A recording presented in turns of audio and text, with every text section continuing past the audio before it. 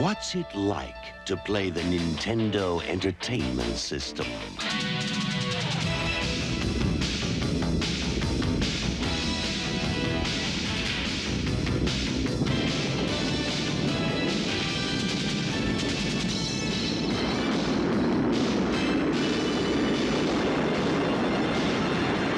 The Nintendo Entertainment System. Now you're playing with power. Nintendo Entertainment System. Now we are playing with power. I love the Power Glove. It's so bad.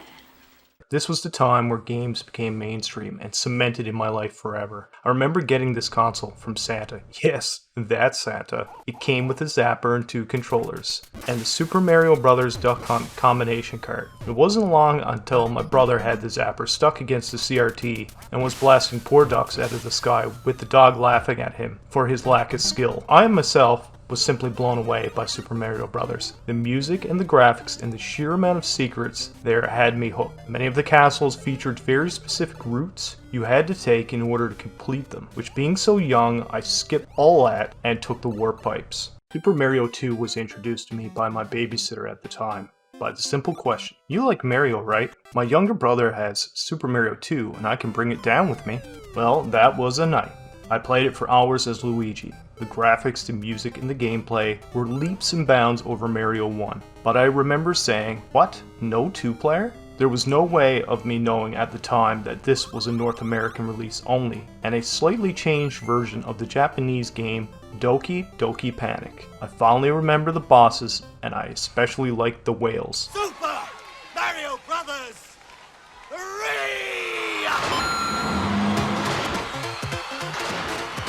The overworld map, the unique abilities such as the cloud level skip, the Tanuki suit, and that damn green boot that you could only get in that one level. This was it. It had it all. World 3 with the frog suit, that music, man. The black and white floor tiling. Everything was there. The airships leading to awesome unique looking bosses, and 2-player was back. I must have rented this game from my local movie store at least 50 times. Every world was completely unique. Level 8 was brutal for a young kid at the time. I beat this game at a friend's sleepover while my friends cheered me on. Seeing Bowser fall, I felt like the king. Maybe I was. Master, where the hell did this game come from? I was at my cousin's house for a sleepover and we just happened to rent this game. My jaw immediately dropped. Here was a game with cover art that made me try it. And boom, it was better than I could have imagined. The vehicle was amazing and upgradable. Not only that, you could actually exit the damn thing and shoot your gun and then enter buildings. The bosses were absolutely sick for the time. When I first got to the brain boss, I shouted, "Oh my god, that looks like a real brain." I probably said that because this is your brain on drugs commercials here in Canada at the time. Well, this game was so good, I took my money I earned from delivering Sears catalogs to actually buy it. This was my first ever game purchase. I go back and I play it often. Mega Man 2, when it comes to all my adventures up to this point, nothing hit me harder than randomly picking a game with horrible box art, only to get home to get slapped with that intro music and the buildings scale up to Mega Man with his hair blowing in the wind. It was so epic. Onto the level select screen. I went and picked Flashman to start. The music in this level instantly imprinted in my brain so much that I was humming it at school. I rented this game whenever I could get it, but it was rented out a lot and I had to put a reserve on it and pull out my exercise book with the passwords all written down to continue on. A few rentals later, I hit Wily's Castle and got nailed in the face with what I think is one of the best tracks on the Nintendo Entertainment System by a large margin. Looks like I had a new song to hum in class, however this time I never stopped and still hum it from time to time. Mega Man 3 and 4 are honorable mentions here, however, they simply did not have the same effect on me. But guys, this is a crazy one. River City Ransom was another rental. Noticing a pattern yet? Yes, I rented games a lot. Never in my life did I play a game like this. Its music and its art style were so unique, the game had RPG mechanics before I even knew what they were, and the best part was, it was 2-player simultaneous beat 'em up. At the time, and even until recently with the release of River City Girls, it was a completely unique experience. Barf, with the sound of bouncing coins and fallen trash cans, became my life for quite some time. If you thought you could do it, chances are in this game, you could. Not to mention the bathhouse scene, with their asses being shown was so funny at the time and remains so. Double Dragon 2 blew my mind as a kid. I played this at a friend's house for the first time. Its arcade anime gameplay art style had it all. 2-player co-op, simultaneous, beat 'em up, with over-the-top moves, enemy references to many of the 80s action star icons at the time. Looking at you, Arnold Schwarzenegger. Hell, the end boss even gave me Ultimate Warrior vibes. This was about as good as it gets on the NES for beat 'em ups. Double Dragon 3 was garbage, didn't even bother going further than 2. Yet another rental, p.o.w, or Prisoner of War. Oh man, this was it. An 80s action movie come to life.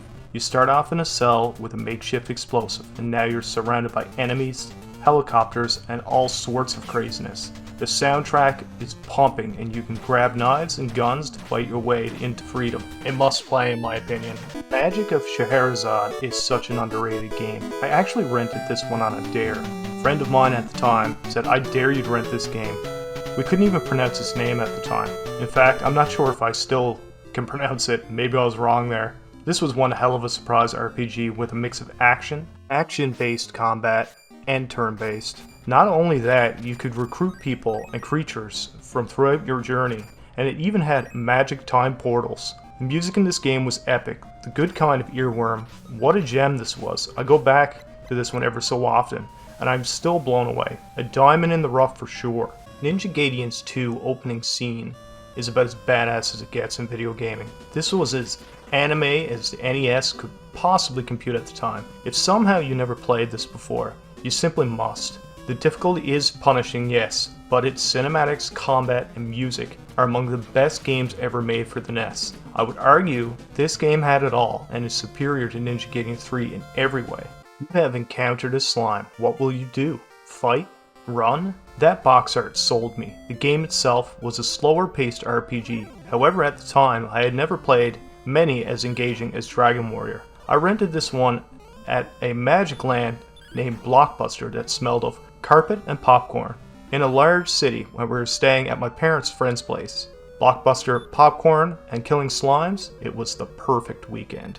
Next up we have Crystalis. Crystalis was a game that completely took me by surprise. The opening cinematic was amazing and the music was soaked in melancholy. Its level of depth from a combat perspective and story-wise was simply incredible at the time. I love the elemental weaknesses of the enemy types, and I feel like this, in some ways, is the game that the original Legend of Zelda really wanted to be. This was a world after the apocalypse, and man was it glorious. I recommend this to everybody, as it's easily one of the best NES games ever made. Tales was a game that was produced by Capcom. It was a Disney title. It was an animated series that was really popular, and we watched it a lot back in the day. This game was way better than it should have been.